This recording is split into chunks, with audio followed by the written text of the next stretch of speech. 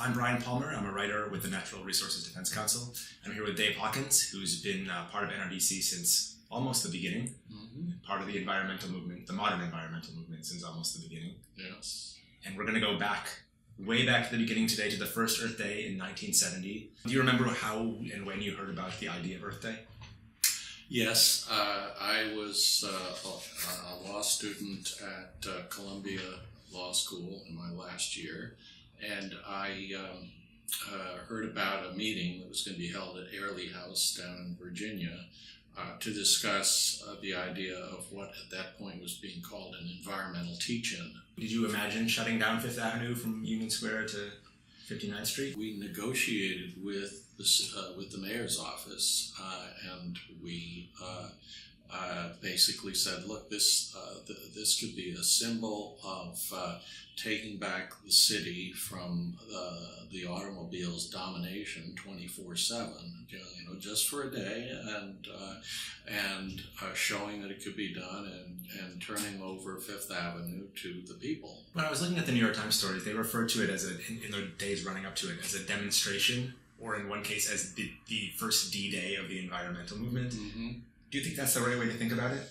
In a lot of ways, demonstration has the connotation of being an angry minority. And the idea here was to have anger, but have that anger reflect more than just a minority of discontents, but basically have people come whose minds were not already made up. The John Birch Society noted that April 22nd was also another. Do you know what it was? Lenin's birthday. Lenin's birthday. Yes. Vladimir, Yeah. not John. Yeah, right. Yeah. Do you think that was a coincidence? Absolutely, it was a coincidence. There were groups, especially on the Columbia campus, that saw the Earth Day event as an opportunity to try to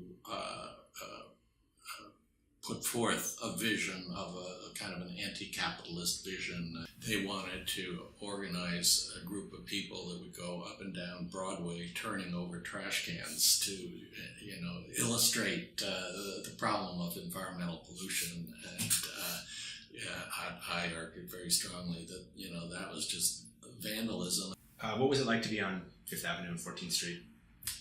It was a fantastic experience.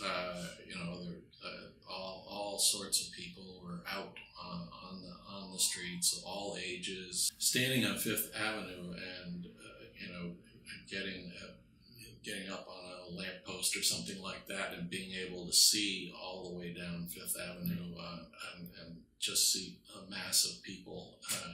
Was quite an amazing sight. I read that there was a 1 block long polyethylene tube which was filled with heavily filtered air to give people the experience of what clean air would be like. Mm-hmm. Did you go into that tunnel? I didn't, but I saw it. Yeah.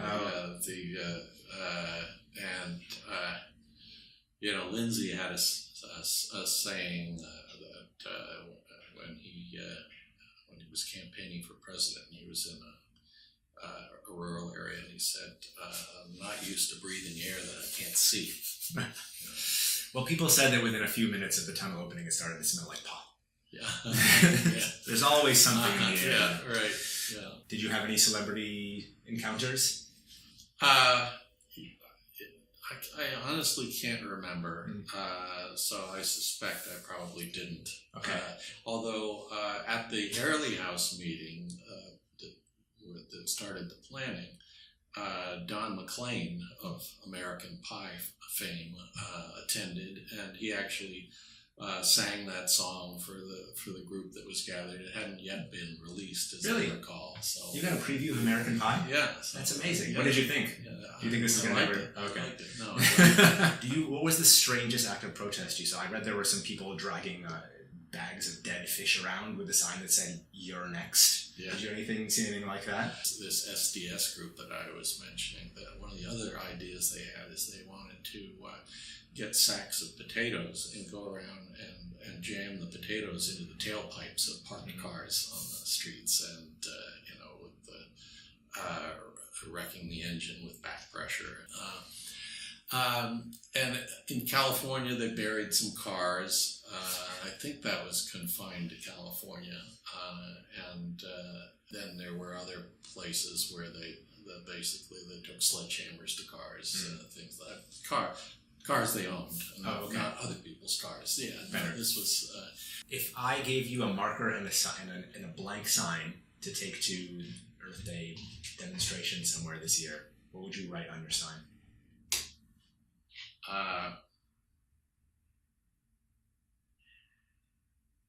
Let's educate Trump. Easier said than done. Yeah.